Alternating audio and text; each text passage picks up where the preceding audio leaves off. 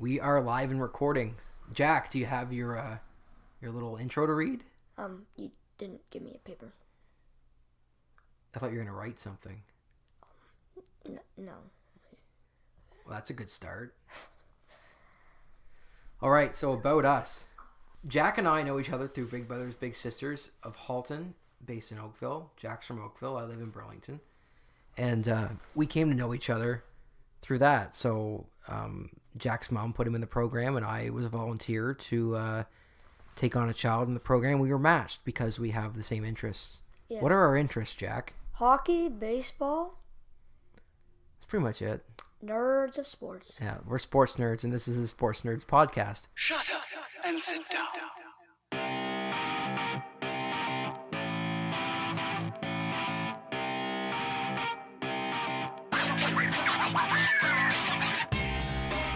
So, yeah, we've been hanging out for almost a year, and it's been going good, I think. Jack hasn't complained that much. Right? Sure, Justin. Okay. Yeah, it's been fun, and that's the explanation of why a 30-year-old and an 11-year-old do a podcast together. It's because we met through Big Brothers Big Sisters. And do you want to explain why we decided to do a podcast of all things? Yeah. So basically what happened is we're both struggling to come up with ideas of what to do every week, because that's what you do in Big Brothers Big Sisters. Each week, you and your big brother or big sister go out and you do an activity of some sorts that you like to do. Like in our case, it's anything really related to sports. And 4 to 5 months in, we were kind of struggling for ideas. We didn't really know.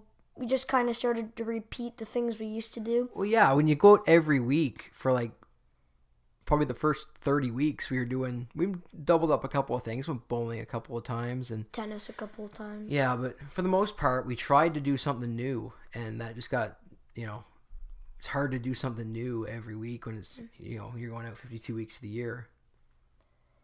So I was talking to the case manager, and I said, we kind of struggle with this, trying to find something new all the time. And she said, well, some people just do a project that's ongoing. And I said, oh, that's interesting. And then I immediately thought and asked her, because I've been wanting to do a podcast on my own for a long time, wanting to do a sports and hockey, baseball podcast. And I thought, at first the thought was, if I did my own podcast, I could have a segment each time where I talk to Jack.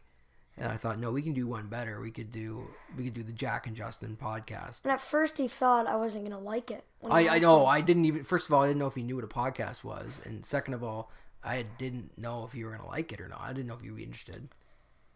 Yeah, so the thing is he asked me, we were going to do some activity. I was going to his house and we were just going to go hang out or something.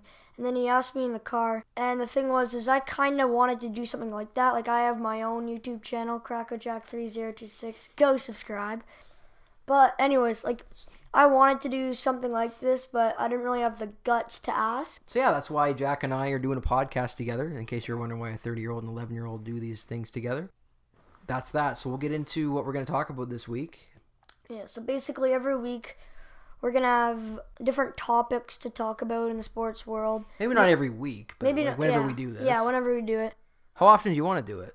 I don't know, two, maybe every other time we get together. You think so? Or maybe once a month, something like that. Okay, yeah, I was thinking we'll figure that out later. And then it's basically just hockey, baseball, or every month or so, whenever we meet, we're going to have a certain topic.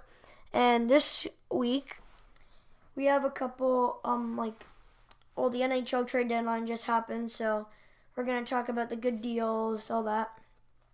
Playoffs are coming up, talk about our NHL playoff bracket.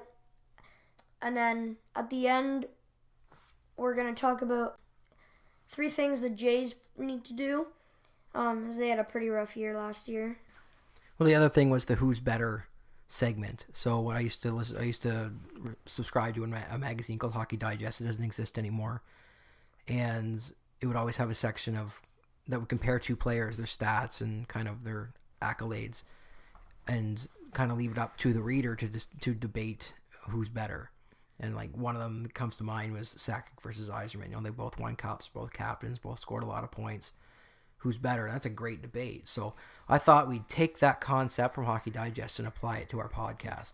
Because it also like applies to people or players right now. Like if you look at certain teams like Blackhawks, like Kane and Taves, really close. Malkin and Crosby, really close. And then on the baseball side, like Jansen and Kershaw, really close. Altuve and maybe Correa and Springer, really close. Okay, so we're going to start with the NHL Trade deadline. So how do you want to start that? Well, first of all, there was a lot of moves at the trade deadline, but one thing is not a lot of goalies were moved this year. Like just Mrazek. That's an interesting place to start there. Yeah, I like that intro. Because when we were planning this, we went into how far back do we go before the trade deadline, and I kind of decided, well, not a lot of substance happened until February 21st as I'm scrolling through Sportsnet's trade tracker. And on the 21st, first of all, in the afternoon, there was Jakub Jarabek went to the Washington for a 5th-round pick, went back to Montreal. And that's kind of not much of a trade of substance. But then we get into what your little intro was there about goalies. So what do you want to say about goalies? Yeah, so the main two were Darcy Kemper and Peter Mrazek. Yeah. Well, yeah, Mrazek was traded 2 days before that. Sorry, maybe we go back that far. Yeah. So Mrazek was for a 3rd and a 4th. He went from Detroit to Philly. Yeah, so I like this trade because obviously Philly's goalies problems are were really bad. Both of them were injured, weren't they? Didn't Neuver and Neuver and Brian Elliott were both they both got hurt. And we were kind of first desperate. of all, not to throw him down or anything, but Brian Elliott's probably not the best starter. He'd be a low end starter. Yeah, he's kind of like a Kari Lettinen type of thing, or like a James Reimer, maybe a bit better. But yeah, I like that was a decent move, Peter Mrazek to Philly. And then another big one, or not a very big one, but another one was Darcy Kemper from LA getting traded to Arizona. And obviously Arizona also has a goalie problem because Antti Raanta is doing decent this year, but he's not the best of goalies. I don't think he played up to what they thought he would. Yeah. And obviously, like, if he went down, Arizona's basically toast, and like at that they were toast with him. Yeah.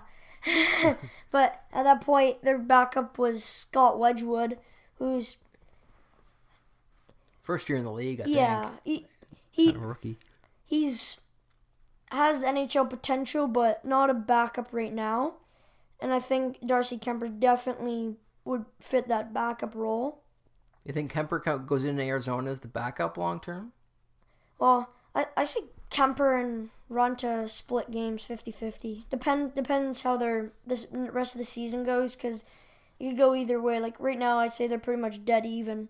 But with Raanta, I'm pretty sure he's injured, isn't he? Isn't Raanta injured? Something I should probably know and don't. Because I'm pretty sure Ranta's injured. Because all I know is Kemper's played the last couple games, and I think if Raanta is day to day right now. He hasn't played since March 3rd. Yeah, so I think with Raanta out, Kemper has a chance to maybe take that number one spot. Because in my opinion, right now they're dead even.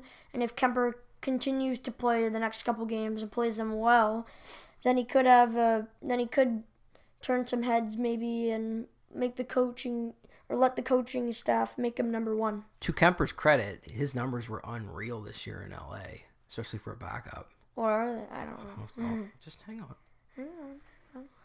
His numbers overall this year: 2.22 goals against average, 9.27 save percentage, and 4 shutouts. How many games? 12.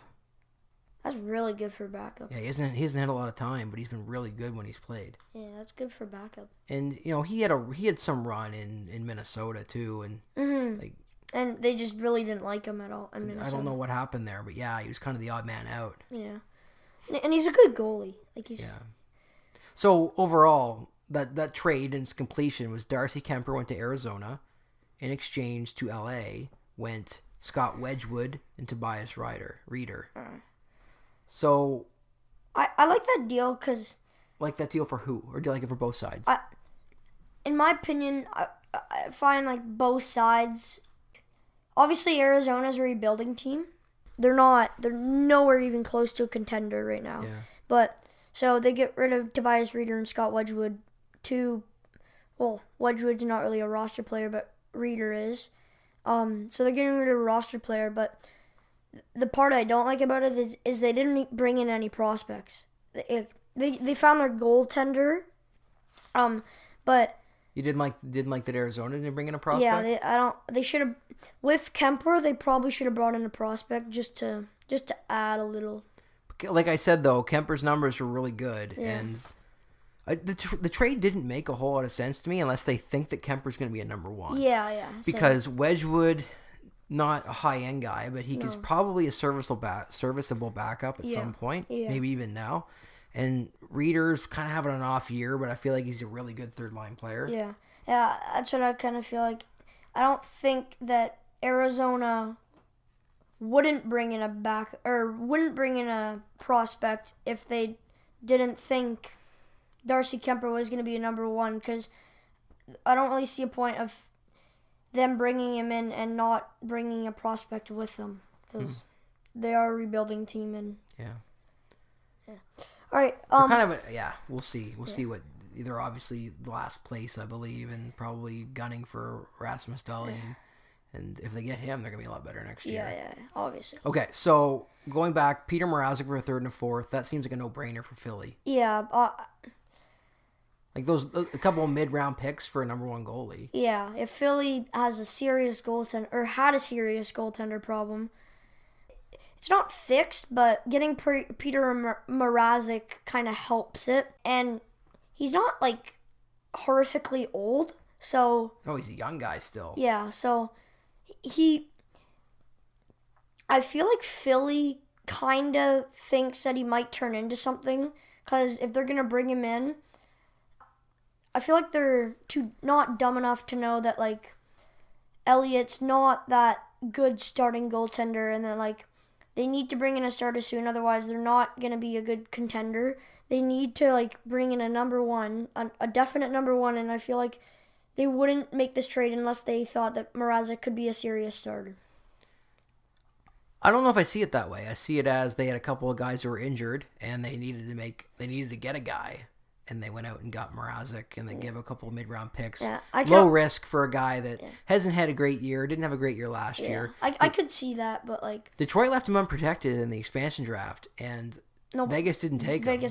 Talking about Vegas though, they get Tatar for. Okay, let's go chronological order, and then we'll just work our way up to that. Okay, so after the 19th, when Philly got Mrazek, the next trade was Nick Holden went to Boston, and to New York went Rob O'Gara and a third round pick. That just seems like a couple of depth D man getting shuffled, or I think whatever Nick couple of no namers. Yeah, just probably just to add to the depth, shaking it up.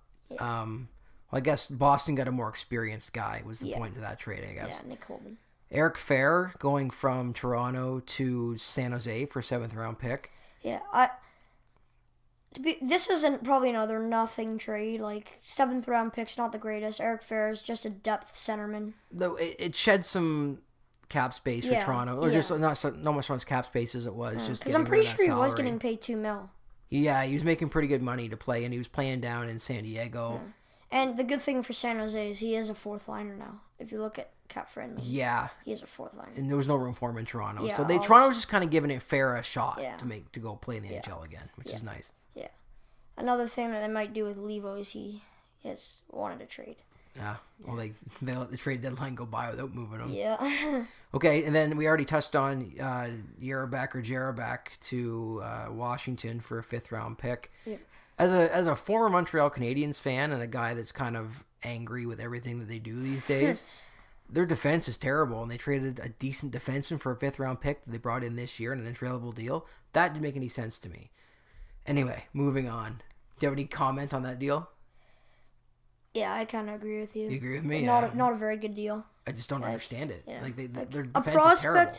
like a prospect is a prospect. Like, think of it like all the good players in the NHL were once a prospect, and whether they were a low end prospect or a high end prospect, there's always a chance they could turn into something. And at this point, Montreal's desperate and they need a good defenseman.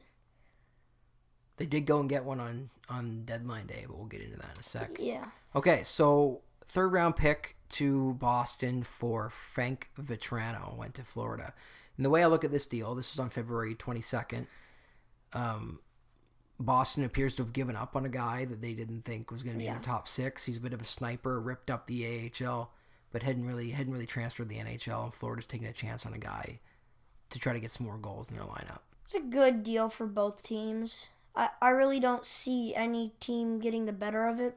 Both teams are in need of basically what they just got. Yeah. So. Also on February 22nd, Michael Grabner went to New Jersey from New York in exchange for a second-round pick and Yegor Rykov. All right, so this is one of the bigger deals. Not a big one, but... Grabner's a guy who puts pucks in the net. Yeah. So, obviously, New York's not having a good year at all this year. They made that announcement. The owner said that changes were coming, that they were going to make a bunch of moves. So obviously they've made millions of moves on the trade deadline. Grabner was the first one. I don't even know who Yegor Rykov is, but getting a second-round pick for I think Grabner's an expiring contract. Yeah, it's good. Like, New Jersey, they could be a contender not for the Stanley Cup. They're kind of in the Leafs position from last year, being that basically 16th team to make it to the playoffs. Like, they're basically making a push for the playoffs. So you're getting Grabner. Like, he's Devils, maybe first or second liner. Yeah, he fits in the top 6 for sure. Yeah, and then New York, obviously, rebuilding stage, getting that second pick. Good for them. A prospect I don't really know. Yeah. On the next day, the 3-way deal between Pittsburgh, Ottawa, and Vegas. Yes. Pittsburgh getting Derek Brassard, Vincent Dunn, and a third-round pick. Brassard, obviously, the big chip in that deal. Yep. Ottawa gets apparently a stud prospect goaltender in Philip Gustafson. I don't know much about him, but I've heard that they think he's the guy of the future. They got a first-round pick and a third-round pick. Nice haul for Derek Brassard, who is kind of a low-end first liner, a decent second liner, probably a third liner, honestly, in Pittsburgh. Yeah, behind Crosby and Malkin. Wow. Yeah, like Brassard, they're adding that depth center, even though they already have Malkin and Crosby, which is interesting because they were talking about. I was watching a game between Pittsburgh and Pittsburgh and Boston, and they were saying how hard it is for Brassard to get used to playing on that third line because obviously he's not a third liner, like he's probably a second liner, but in front of you is arguably two of the best players in the NHL, Malkin and Crosby. Hard to get past them, and all you can really do is try to get extra minutes on that power play or penalty kill. And then the other piece to that deal was Vegas acquiring Ryan Reeves in a 4th-round draft pick, and they actually, believe they took on half of Brassard's salary to make the deal work for Pittsburgh, which was interesting. Surprised that the league let them do that, because Vegas' only role in it really was to take on salary and then flip them to Pittsburgh. So they get a 4th-round pick out of it in Ryan Reeves. Yeah, it's kind of... I don't know why Vegas would do that. But obviously Pittsburgh getting Brassard as a third-line center, that's a huge win. Yeah, that's definitely going to help them in the playoff run. Ottawa was having a terrible season. They pick up a supposedly great prospect, a couple of good which they need picks. Because you said they got that good goaltender. You look at the goaltending now. Craig Anderson's old. Yeah, and Craig Mike Anderson Condon didn't have a great year either. Craig Anderson's not doing that well. He's old. Mike Condon's not a good backup. He's decent, but I think he can be. He just had a rough year. Yeah, so the whole team did. Yeah, and if this guy, I don't know who he is either, but if this guy's like the face of the franchise in the future, then that's a great pickup for them. Yeah, then I guess it really made it worthwhile for Ottawa. February 24th, one deal on this day. It was Brandon Davidson to the Islanders for a 3rd-round pick. Obviously, the Islanders trying to squeak into the playoffs. Yeah. Just getting a depth guy in case they make a run. It looks like they're on the outside looking in, though. Okay. It's a nothing trade, but could add to the depth Good add depth. February 25th, 9:25 a.m., the Boston Bruins acquire Rick Nash for a first-round pick, Ryan Spooner, Matt Bolesky, Ryan Lindgren, and a seventh-round pick. Yeah, so obviously New York, not a contender this year. Good for them getting a handful of prospects and a first. They got a first. Ryan Spooner's a good player. Yeah, he's a good. I don't remember who it was now, but they said good on the Rangers for picking up Ryan Spooner, who's arguably just as good as Rick Nash right now. Yeah, that's very true, actually. Yeah. I feel like people overlook Ryan Spooner. I think they way overvalued. Yeah. Boston way overvalued Rick Nash in this deal. Yeah. Rick Nash 5 years ago, awesome player. Yeah. I feel like they traded for Rick Nash 5 years ago, and Rick Nash is not the same player he was. Like, very good of New York to pick up like who they did, because to be honest, I feel like New York won this trade by about a handful. I would agree. Yeah. But Boston's going to the playoffs, and if nothing else, Rick Nash is a depth guy who's gonna on a third. He's looking really good in your third line if you get Rick Nash there. Yeah. And in the future, if it turns out the way it's going to turn out, then New York will be better than Boston. Your boy Lou Lamoriello struck at 11:45 a.m. on the 25th, going out and getting Thomas Plekanec and Kyle Bond from Montreal for Renat Valiev, Kirby Reichel, and a second-round pick. Yeah, so obviously Plekanec a rental this year, just for the playoffs. Depth centerman. He's probably the fourth-line center in Toronto, because Toronto's got so much depth up front. Yeah, Matthews has been injured for the past couple of weeks, so I feel like that's the main reason they went out to get him. Can win a lot of face-offs, especially against the really good players like Crosby and Malkin and Taze and all those guys. And he's a really good penalty killer. Yeah, he's a very good penalty killer, which they kind of need. He used to score, too. He didn't really this year, but he can. Yeah. He's getting paid $6 million. Montreal retained half of it. Half of the salary, which is a lot. But obviously he's a rental because they got to make room for the future. Nylander, Matthews, Marner. In Montreal, I couldn't believe Montreal got this for Plekanec because he makes $6 million, and obviously they kept 3 of it. So I guess that kind of sweetened the pot for them. That you got to make it more worthwhile for us. But Valiev, I feel like, is a guy that he's among their top 6 right now. Yeah, and he was buried in Toronto. Yeah. In Toronto, like obviously, right now Montreal has no defensive core. They don't have a lot going on there. No, in Toronto, like their defense isn't that good, but they have Liljegren, who's gonna be a top 2 defense of pair. Potentially, yeah. In my opinion. They have Borgman, who's decent. They have Marincin. They have a lot of players that are like low-end defense, just not that number 1 defense. So I feel like you should probably get rid of one of them, which they did. They got rid of Valiev. And Montreal also gets Kirby Reichel in the second-round pick. I thought Montreal would only get a second-round pick for Thomas Plekanec. Yeah. But to get Valiev too is a big haul, and Reichel and Kyle Bond kind of cancel each other out. Yeah. Okay. At 12:31 p.m. the same day, 3-way deal between Edmonton, Columbus, and Nashville. Edmonton gets Pontus Aberg, Columbus gets Mark Letestu, and Nashville gets a 4th-round pick. Mark Letestu, that's probably a big name. Yeah, he's the biggest name there. I just cracking a cola. Nice. Yeah, Mark Letestu, good of them to get him. Edmonton kind of seeing the writing on the wall that they're not going to make the playoffs. Flip Letestu, get Aberg back. Yeah. Young player with some potential. Yeah. And I'm not entirely sure why Nashville's in on this. Who do they get? And who do they give up? They got a 4th-round pick, and they gave up Aberg. So they kind of given up on Aberg. There's no depth. They have enough depth they can afford to get rid of kidding, Aberg. they have enough depth. Yeah. The last deal of February 25th, 3:58 p.m. Eastern Time. Nashville acquired Brandon Bolig, apparently looking for a little toughness, and Troy Grossenek, a depth goalie, in exchange for a 6th-round pick from San Jose. 6th-round pick is what San Jose got back, is what I meant to say. That goalie that they got doesn't really mean anything, because yes, Pekka is getting old, and he's great, but they have Saros, who could potentially be a starter. Yeah, but that gives them let's say one of those guys goes down. Grosenick has had a couple games in the NHL. He's a AHL journeyman, but he's a guy that I feel like you could be confident in as a backup if one of your top two go down. Okay, it's a decent deal. I like it. And then they must have figured that at some point they may need a little more size or toughness in the lineup. They got Bull League as well. Okay. And San Jose is just dropping a couple of bodies.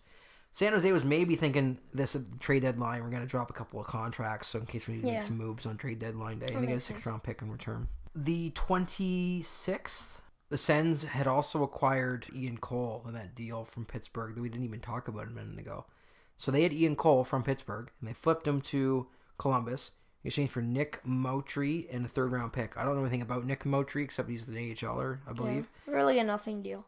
They got a 3rd round pick in exchange for a defenseman that they weren't going to keep. It's not. Third. It's good to add that 3rd pick, but yeah. I love this deal. Uh-oh. I'm going to explain why. 12:06 p.m.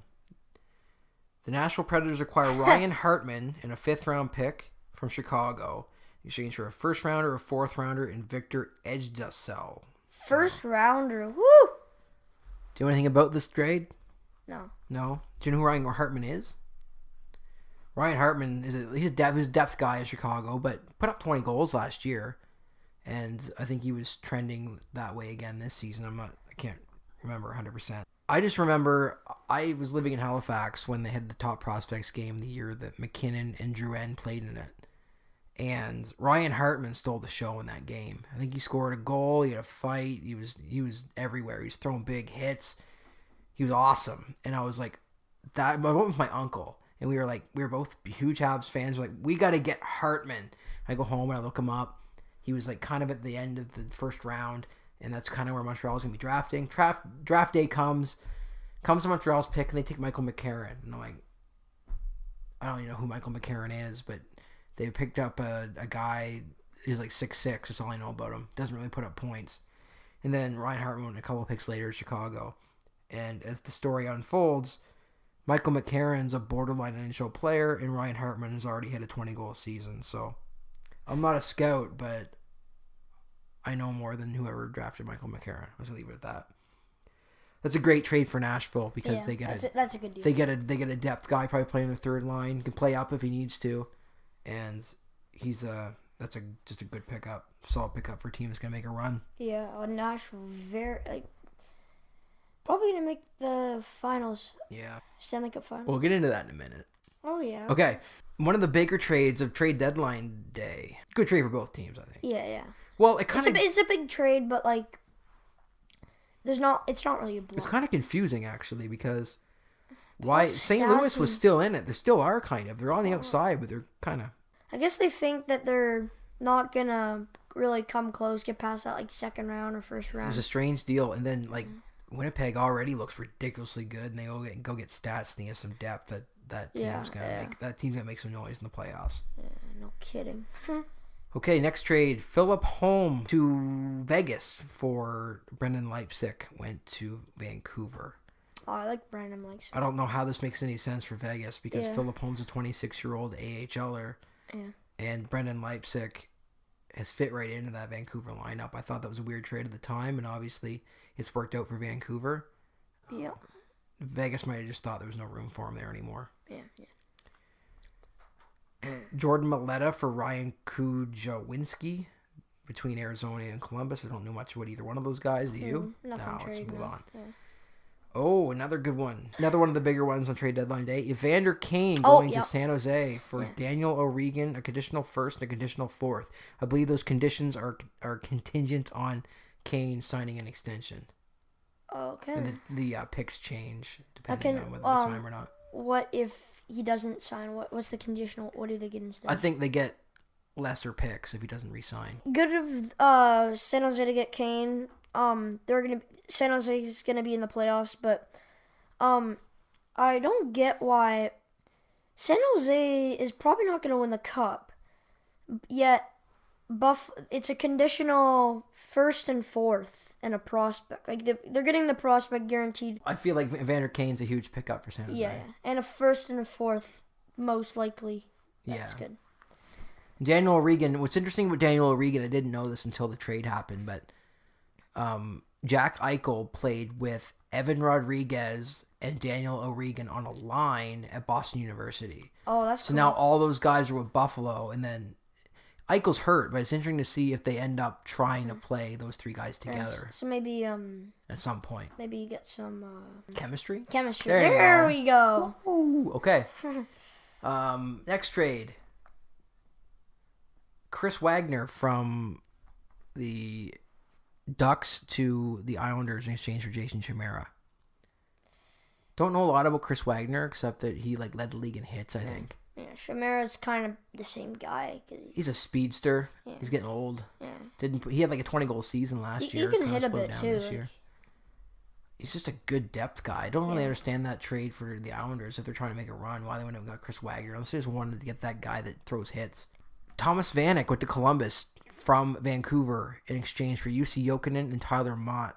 I don't get why Vancouver's doing that. Well, Vancouver's selling Vanek because they don't need him. No, yeah, no, I get. All indications are that because they traded Vanek, that they're Yeah, gonna bring the I City don't Twins get. back. I don't get why they want Jokinen though. I don't know. He must have been a throw-in. They just said, "Well, we want Vanek, but we gotta move a body," and Jokinen was the guy. Okay, And then Tyler Mott's kind of a depth, younger guy, makes kind of a sense. depth player. We'll see what he does. I guess Jokinen is. Yeah, he just kind of a throw. Okay, this is a trade that you picked up. You wanted to mention earlier, and I shut you down, but now you have a chance. The Red Wings traded Thomas Tatar to the Knights for a first, a second, and a third. Yeah, I really like this. Like it for who? It's kind of one-sided though. I thought that was a lot to give up for Thomas Tatar. Yeah, that's what I'm saying. Vegas has so many assets that they've acquired through the expansion draft and whatnot that they could afford to do it. Yeah, so obviously Detroit's a rebuilding team, but Vegas had a lot of picks because people actually in the expansion draft, people gave Vegas certain picks, so they wouldn't pick certain people that weren't on the protection list that they could pick from. So that's why they have so many picks. Yeah. So You like the trade for Vegas? yeah, He's I love Tatar. He's kind of having an off year, but yeah. he'll look good in Vegas playoff time when That's what I'm playoff trying time to say. comes. It's hard to believe that the expansion team is going to be in the playoffs, and not just in the playoffs, but I don't probably even know- I they're going to win the division. I don't even want them to win the cup. Not that they're going to, but it's really good that Detroit's getting a first, even a first, like for him. Not even to mention the second and the third. Yeah, Detroit got a haul on that deal. Yeah, and it's surprising. Okay, next quick one here. We can kind of skip over this, I think. Greg McKegg going from Pittsburgh to Carolina in exchange for Josh Joris. A couple of depth forwards, just switching places, I guess. I don't know. This was the trade of the day on trade deadline day. Don't know. Yeah. So Tampa gets Ryan McDonough and JT Miller in exchange from the Rangers in exchange for a first round pick, conditional second, Vladislav Nemesnikov, Libor Hayek, and Brett Howden. Tampa, McDonough, Hedman, number one pick. Tampa making a statement. Their defense, oh my god. Yeah, to have Ryan McDonough and Victor Hedman on the ice for 50 minutes of the game. Yeah. Good luck to the opponents in the playoffs. Yeah, you're gonna get crushed. Yeah. But anyways, it's very good. By now, because there's been a lot of trades with the Rangers, they've given up a lot of roster players, but they got a handful of prospects. They got such a haul here. Their future right now, because of that, is so bright. Yeah. Right now, it looks doubtful, but They get in the future, they get first Nemestikov. Who else? Libor Hayek is a big time prospect Yeah. for the Regina Pats, and they also got Brett Howden, who's a big time prospect for the Moose Jaw Warriors. Yeah, so that's a lot. That's a great couple of prospects for them. I feel like Rangers gave up a lot, but they get guys that are really going to help them in the future. They're gonna have the worst NHL team right now, but the best AHL team right now. Yeah. Okay. The Oilers get a third round pick and J.D. Dudek for Pat Maroon. Patrick Maroon, he's a depth guy. He's good. Yeah. Not a lot of explanation needed for that trade because Yeah, the Oilers are tanking, and Yeah. when are they not tanking except for last year? And they get a third round pick in return for Pat Maroon. Yeah, okay. who was having an off year. He had been playing with McDavid, and they kind of shuffled him around. Yeah.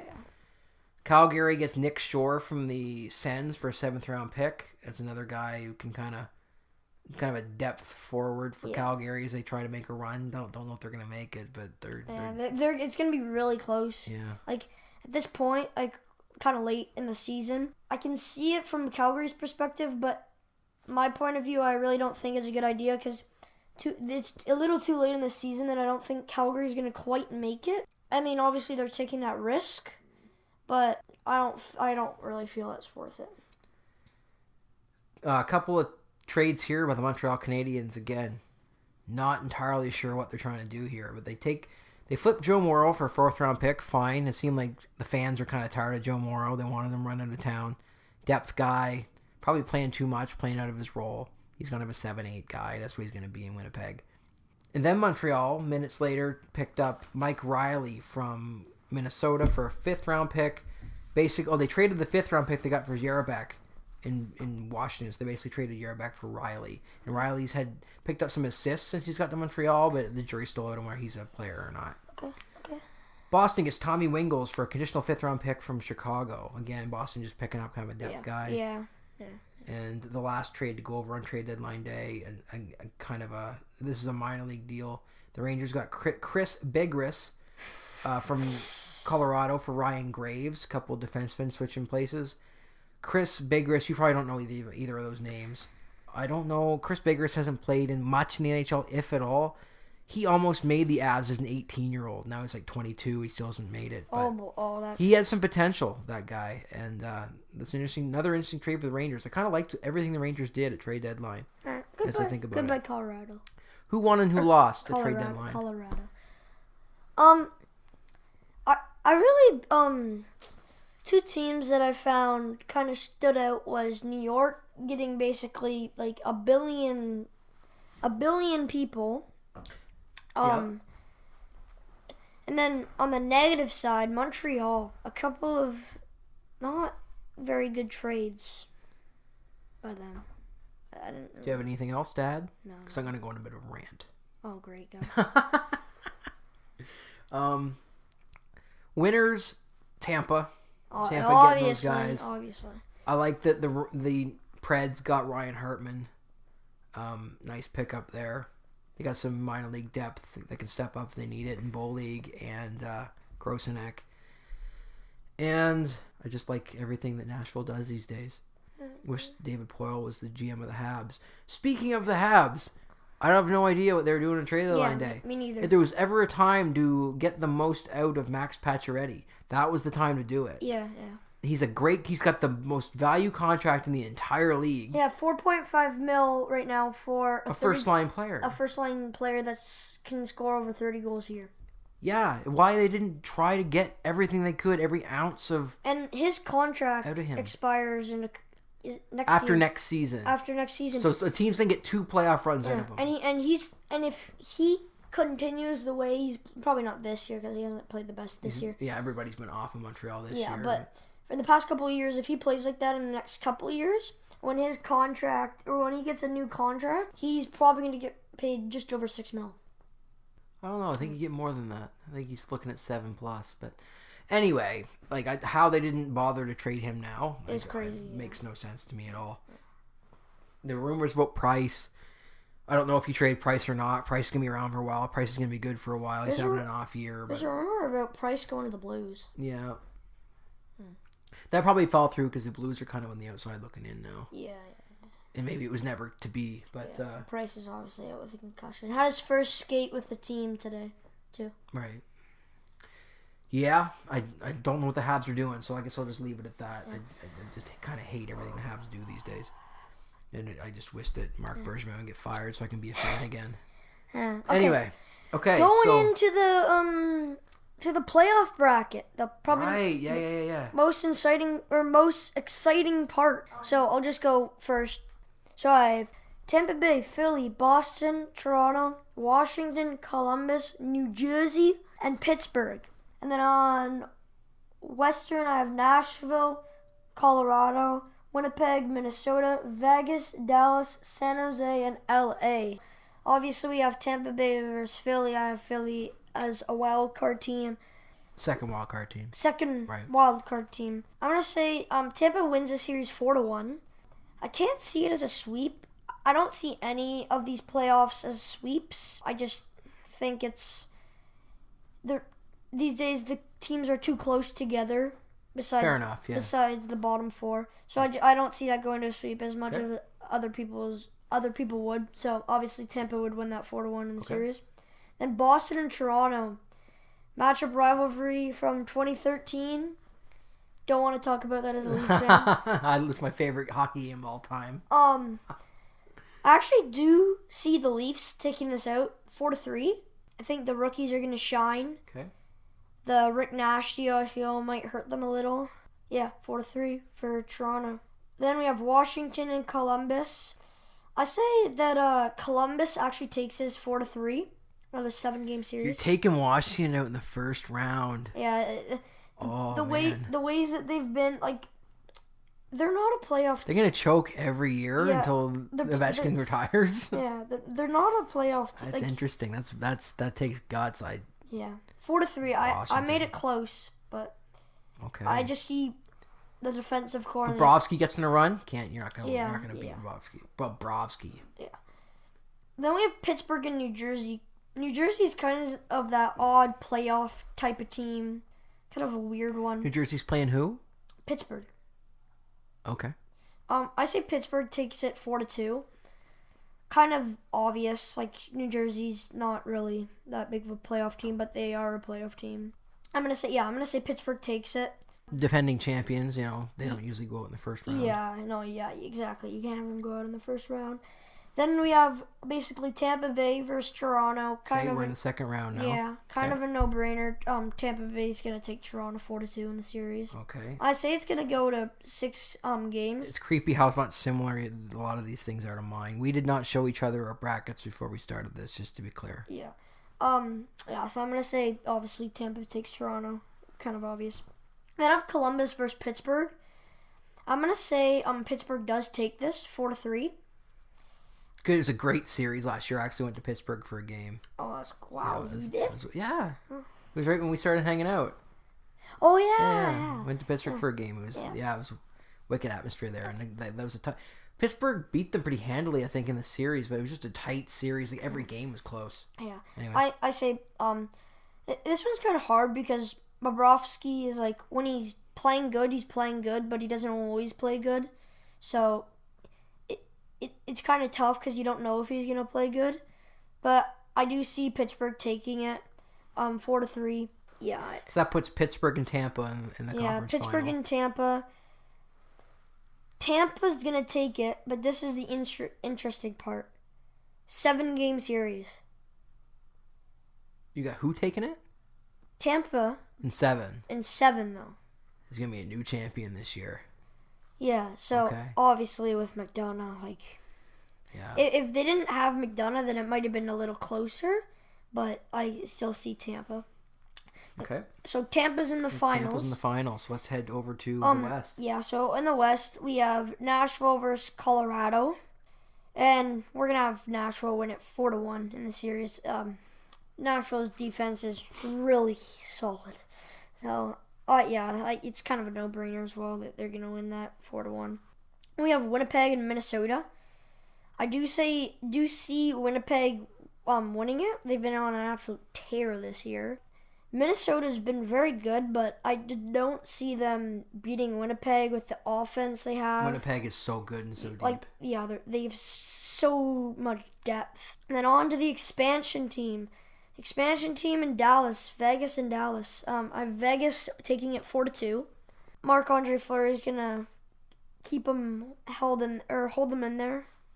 He's been so good this year. Yeah, he's probably the best.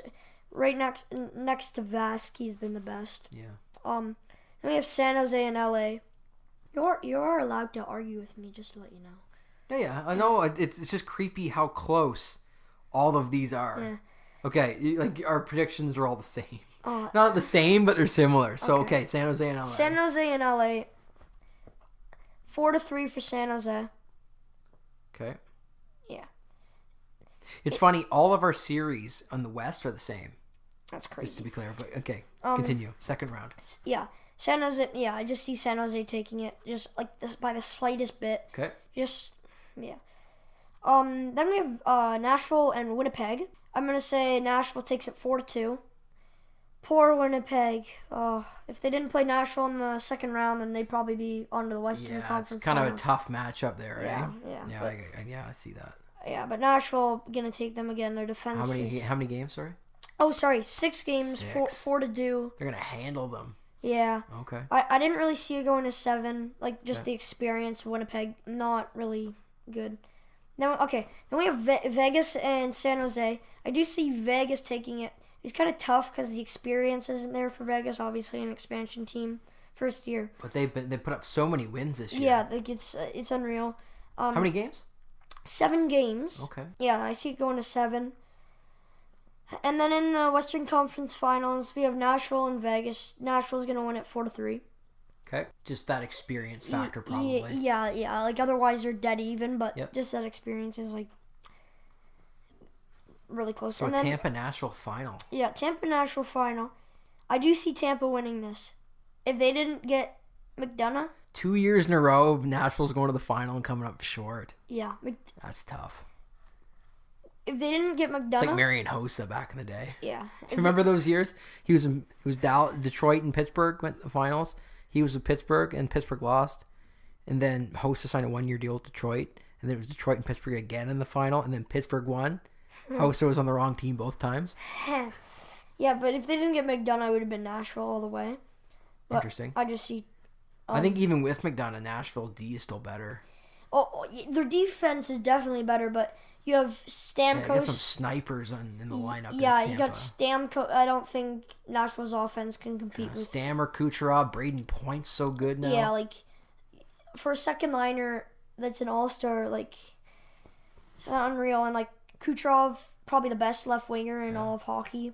Steven Stamkos, probably one of the best centers in all of hockey, and then Vasilevsky, probably the best goaltender in the NHL. Yeah, this he's year. really emerged this year. 23 years old, I think. Yeah, he is. he's only 23. Like they have a bright future. He might win the Vezina. He's gone. You think so? Yeah. All right. Maybe that could be the next podcast. Who's going to win the trophies? We'll do that next time. Okay. Yeah. Okay. All right, so you get Tampa winning. Yeah, I do.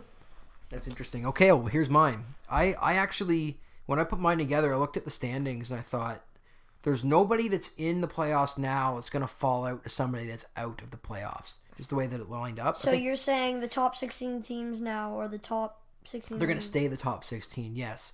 With one change, is that I think I kept everybody in the same order as it is currently, except I put Columbus will finish ahead of New Jersey. Currently, as we record this, I believe New Jersey is ahead of Columbus. I think Columbus will jump them. But New Jersey will sneak into the playoffs. So, I'll go Eastern Conference first round, Tampa, New Jersey. New Jersey's been a feel-good story this year, but their time's up. They're not gonna be able to take Tampa. They go down in 5. Makes sense. Yeah. Toronto and Boston. That's gonna be a hard-fought series, and yeah, like you said, back to 2013. My favorite game of all time in Game 7. You shall not talk. They go 7 again, but Toronto comes up on top this time. That's what I like to hear. Yeah, Toronto's going to beat Boston in 7. Washington and Columbus. I had a difference of opinion than you on this one. I don't think Columbus has the horses to get past Washington. Washington's been battle tested. They're on the short end every year. They're San Jose East. Sorry, they seem to come up short no matter what. But I think they're going to take Columbus and get to the second round in 6 games. Okay. Pittsburgh and Philly, that'd be the cross-state rivals. What a series that'll be in the first round. Yeah. I have Pittsburgh beating Philly in 6. Might be some riots. Yeah, no kidding. Okay, second round we get Tampa and Toronto. Toronto gets one round closer than they did last season. A little more experience. All those young guys are gonna have. There's gonna be some runs in Toronto's future, but not this year. They're gonna go down in 6 to Tampa. 6 to Tampa. Okay. Yeah. Washington and Pittsburgh, the Ovi versus Crosby Classic. It seems to happen all the time. This is where Pittsburgh's three-peat chance comes to an end, I say that Washington takes Pittsburgh in 7. Yeah, Again, because Washington's been here so many times, they've always come up short. They've had all that experience. They're going to get through this time, and they're going to beat Pittsburgh in 7. You don't think so? I think their bad luck charm is going to continue. Yeah, you had them out in the first round. You had Columbus beating them? I do, like, Yeah. Zach Werenski. Yeah, man. Columbus is D. They got And Seth Jones there, too. And if Bobrovsky is lights out like he usually is, then... But I just so badly want Ovi to make a run. Like, Ovi can't be that guy that plays his whole career, scores like 900 goals, maybe beats Gretzky's record. Who knows? He's going to. He might. He could. There's been over like 50 videos the past couple days of Ovi beating Gretzky's goals. I just think that at some point Ovechkin's going to get there. And He's going to. Like, and So- he's not even that old. Like, no, he's 33. like he's not. He has like. He probably has like 5 or 6 more years. He's got at least 3 or 4 years of being a top line player in the league. Yeah. I think, especially the way he plays. He's such a sniper. Yeah. Okay. Washington gets by Pittsburgh in 7. So that gets to the conference final. Tampa and Washington. And I feel bad for Washington because I really want them to go all the way. But I just think Tampa's too good this year. Okay, Tampa's going to take Washington in 7. In So that- 7. in You say 7. Go in 7. Washington's putting up a fight in this series. Okay. Holtby's going to stand on his head. Ovi's going to score goals. I disagree. Holtby, he's good. Like, he's an all-star. Like, Yeah. he's Holtby, but like, he hasn't had his. This hasn't been his greatest year of hockey. Okay. Anyway, I got Tampa beating them anyway. Okay. Yeah. Tampa's in the final. Not 7. Same as you. Alright. So you know, see where I'm going with this? Yep. Okay. In the West, again, all the same teams that are currently in the playoffs will make the playoffs. I had Nashville facing Colorado. Yeah. Okay. I've got Nashville in 6 there. I think Colorado has enough in them to scare Nashville. Maybe they start out 2-2 in the first 4 games, Oh, that's really and then Nashville cleans them up. okay. Nashville kind of goes another gear that Colorado can't get to because they're young. I kind of disagree. I think it's going to be less games because Varlamov is their starter. He's not great, but they could go to Bernier. Bernier's been really good this year, no matter what you think of how he played in Toronto. I know how good he is. Yeah. God. Okay. I mentioned to you before we started recording that I had one sweep in the entire playoffs. Yeah. This is it right here. Winnipeg will sweep Minnesota. You think? I love Winnipeg's team, and I'm not sold on Minnesota at all. I actually kind of agree. Okay. That's what I like to hear. I think that could actually happen. Makes me feel good. Maybe 5 games, but Yeah. 4 could happen. Yeah. Vegas and Dallas. So you had the same matchup. I've got Vegas in 7. Vegas and 7. Yeah. Because I just think Dallas is a really good team. They have so much firepower up front. Yeah. They got a good goalie in Ben Bishop. Yeah. They got a solid D led by John Klingberg. Klings. I just think that that's a really good matchup for Vegas to challenge them, but I think Vegas just has a little more in the tank than Dallas does. I think they get through. Yeah. So I still think in the playoffs that whoever they're up against is going to underestimate them because they've been underestimated all year, and that's why they are where they are. San Jose and LA. I've got LA topping San Jose because I'm not big on San Jose. Me neither, but They're worse than the really good teams that they had in the past with Marlowe and Thornton leading the way. And those days are over. Yeah, clearly. And I just think that LA gets by them in 7. I could see that happening, but okay. Second round, we got Nashville and Winnipeg, and this one is a really tough one to call for me because I love Winnipeg's team. But you also love them, and I think Nashville is just a little bit better, and I'm saying that Nashville squeaks by Winnipeg in 7. I could agree with that. Yeah. Vegas and LA. Nashville's Nashville's experience might make it one less game. They might, maybe so. Yeah. What did you say it was going to be? I said Nashville versus Winnipeg in 6, 4-2. Yeah, I think it'll be a little closer than that. Vegas and LA. I just think that Vegas.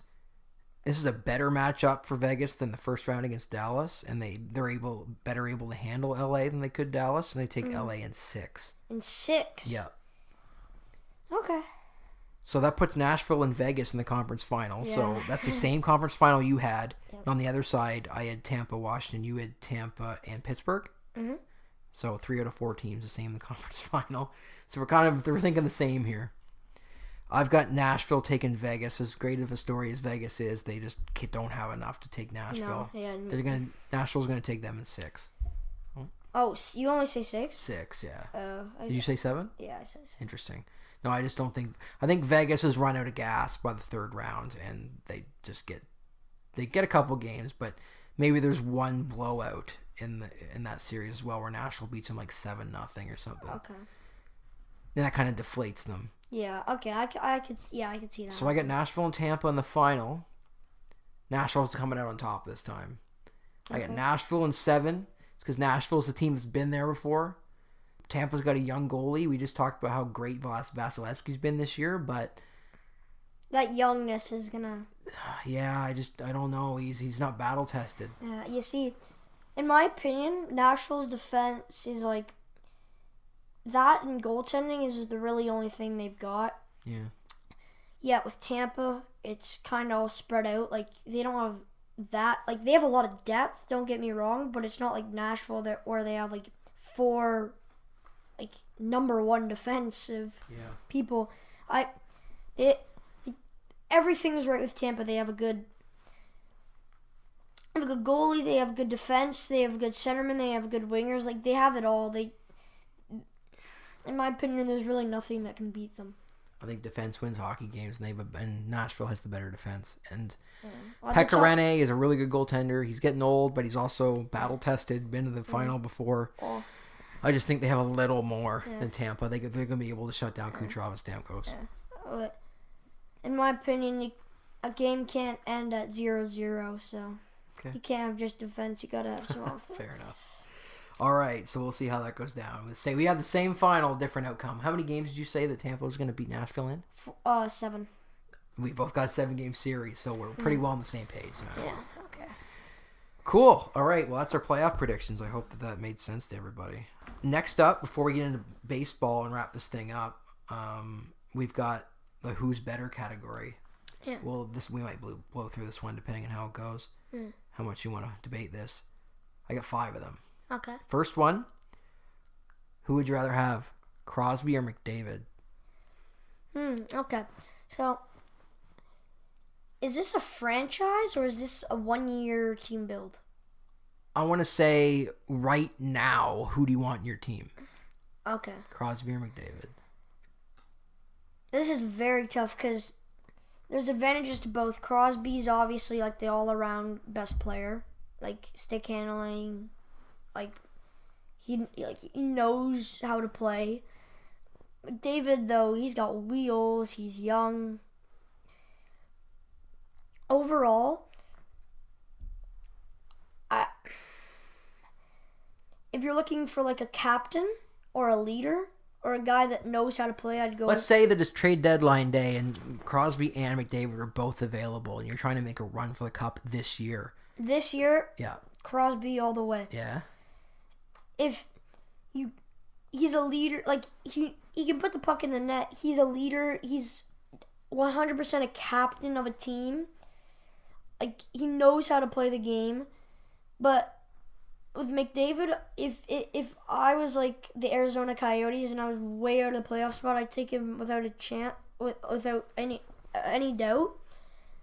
He's young, like he has that leadership potential. Just I don't think he's so good, but I don't think he's quite proven himself enough to be at the Crosby level. Okay, I can appreciate that. I'm going to take McDavid. He's a lot more. I think he's a more explosive player. I agree with you on that. You need goals. You need to put up some points for a win. I just think McDavid's got a higher end offensive level currently than Crosby. I agree with you, but if I was going for the cup this year, I gotta take Crosby. Like, he's so good. Yeah. And McDavid's so young. Like, rookies make he's not a rookie, but young players make mistakes. And he's getting a record contract for a reason. Yeah. That's the way I look at it. McDavid all the way. Okay, second one. Couple of rookies. Let's see how you like this one. Brock Besser or Matthews. or Matt Barzal. Barzal. Yeah. Barzal's kind of running away with the rookie scoring race. But Besser has been hurt a couple of times, and when he's played, he's been Vancouver's best player, and he's a legitimate 30-goal scorer now. I kind of look at this the same way as the McDavid and Crosby deal, and also the opposite way. I could take both, like kind of like Crosby and McDavid. Barzal's the better scorer, in my opinion. He can. Well, I think Besser has more goals. Yeah, but Barzal has more points. Yeah, Barzal's more. He's a more team player. Yep. Besser though he's in my opinion kind of like the McDavid. Besser's kind of like the Crosby, the team leader. I actually kind of like that comparison. Yeah. I know they're both rookies, but yeah. Besser's more of an all-around player, and Barzal just seems like he's the quick guy who's going to put up points. Besser's kind of like that. Besser's kind of like that. He can be a leader. He's basically the face of the franchise for Vancouver. He has like a beastful shot. Yeah. And at the end of the day, he can put the puck in the net like Crosby. So who are you taking on that one? I kind of like McDavid and Crosby. I'd go with either one, but You got to pick one. I gotta go with Besser. I'm going with Barzal. No, Besser. I like the guys that are speedy and can get the puck on your tape. Okay. Patrick Laine or Austin Matthews? 1 and 2 in the same draft. This is actually going to be very surprising. Patrick Laine has scored more goals as a teenager than Wayne Gretzky. But a no-brainer for me, I'm taking Patrick Laine.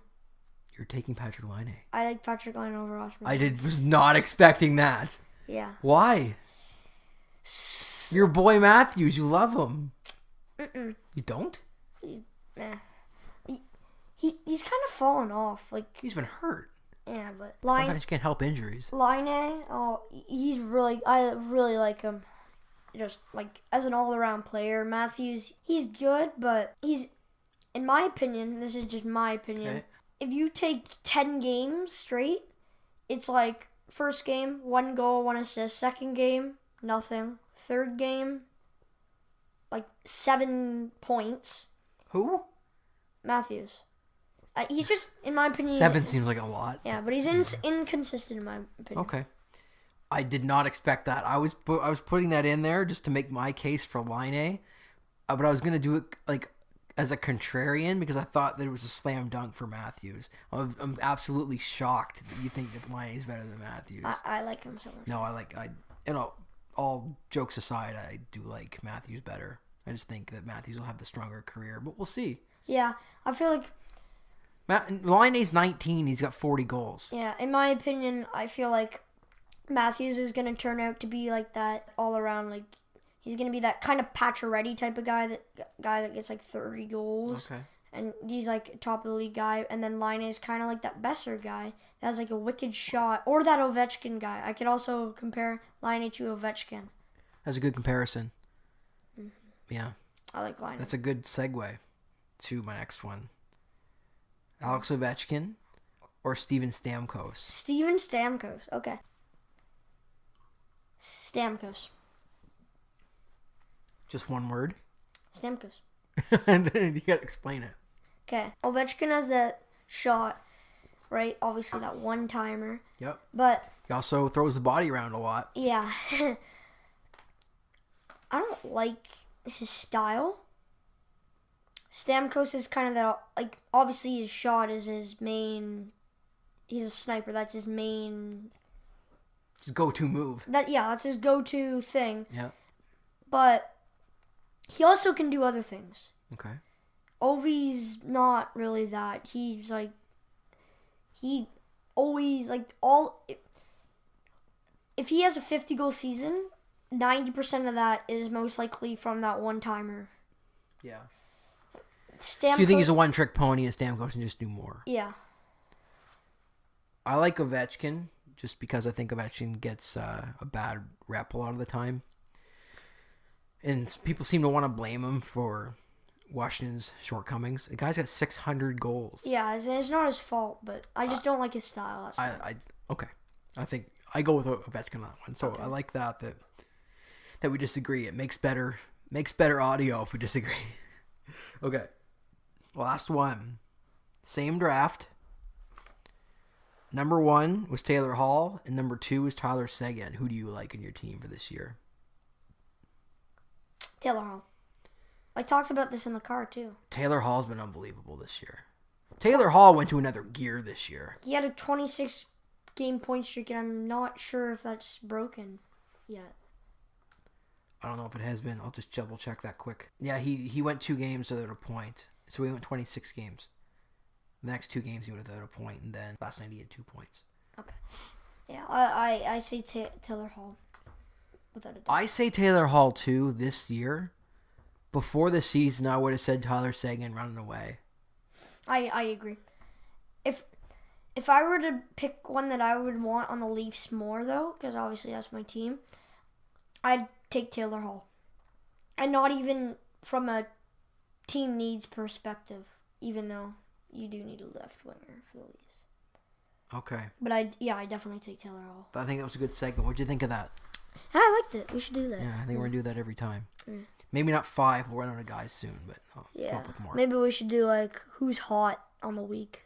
Yeah. And we'll do that. Okay. Yeah. All right, so last part of our podcast. It's been I a- said we're each going to make 3 predictions for the Blue Jays' upcoming season. Okay, yeah, you can go first, You want me- okay. just so you can kind of set the tone. I don't Okay. really know how to.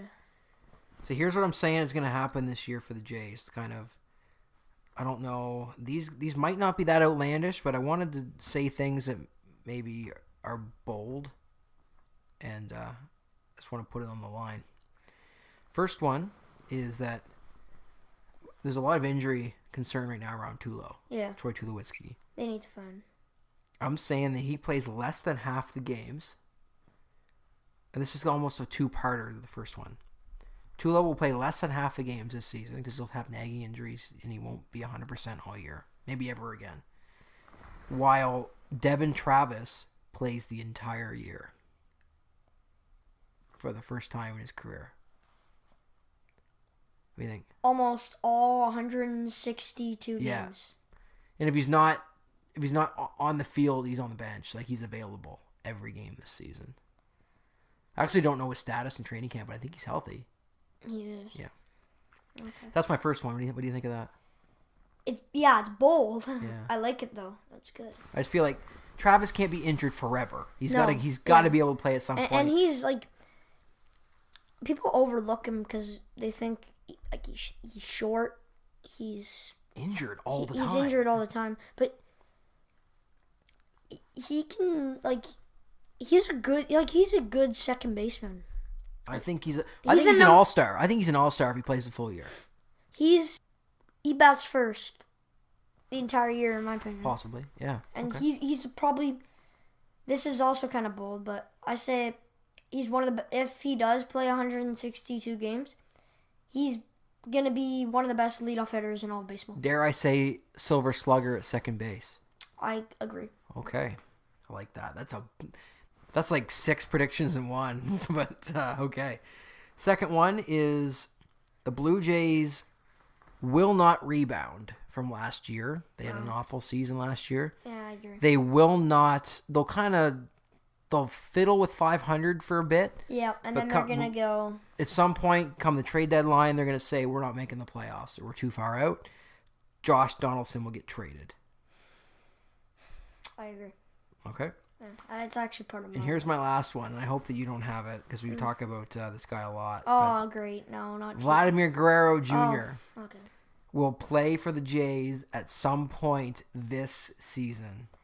I do not have that, but I like it. Yeah. Woo! Before the season is done, he will be in a Jays uniform. What That about- just blew your mind. Yeah, I did. What is Bichette gonna be up there? Is he gonna be in like AAA or something? Let's say that Bichette gets to AAA. I don't think he's gonna make the roster this year. I think Vladdy does. I don't. From what you said there, this isn't on here, but this is gonna be the time where they're not gonna do that good this year, but this is gonna be the time where everything comes together. Bichette, Vladdy, all those guys are gonna be like really good by next year, and the Jays are gonna be like beastful next year, like really good next year. Right on. All right. What are yours? Let's go. So Gotta get you home. related to the Donaldson one, bad first 2 months of the year. They're dumping everybody, like Martin, Smoke, maybe even probably not Travis, but Donaldson. It's gonna be hard to trade Martin. He's got a lot of money. Yeah, Donaldson. All those guys are dumping. Like, Okay. and they're trying to. They're gonna clean house. They're gonna get whatever they can. Yeah, whatever they can. Next, obviously, Teoscar Hernandez. They're running on a 4-man outfield. Yeah. I'm gonna say, Ross Atkins, right? He's gonna try to play Hernandez as much as possible, so that they can develop him and turn him into one of their best outfielders. So you think he plays the whole year, or is he gonna be in AAA? I say that he might start the year in AAA. But he'll be with the Jays. He'll be with the Jays. He's gonna probably, for the first quarter of it, he's probably gonna be in AAA with the Bisons, and then I say for the second half of the year, they're gonna add him to the roster, to the 40-man roster, and I say he's gonna play at least 30 games this year. Interesting. And then lastly, the Jays are gonna miss the postseason because of a lack of starting pitching.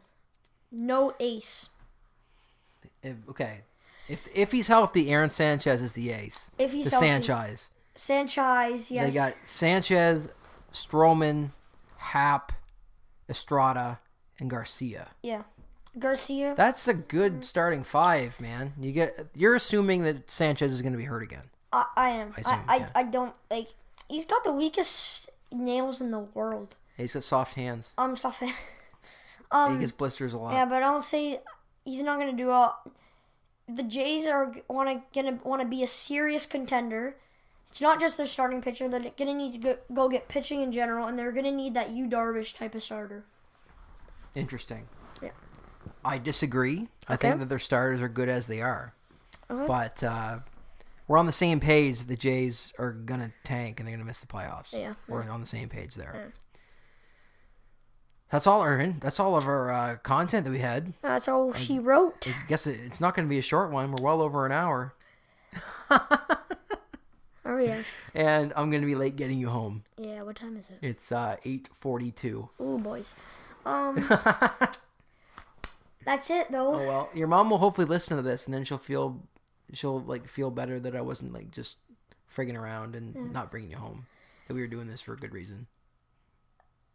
Yeah, that's it. That's our first podcast. How'd you think it went? Good. Yeah? I'm very happy with it. I'm going to edit it, and I'm going to send it your way. And if we like it, we're going to publish it. A lot of edit because we were talking. Good start, I think. Yeah, and that was your boys, Jack and Justin. Thanks for listening. We'll be back again soon. Bye.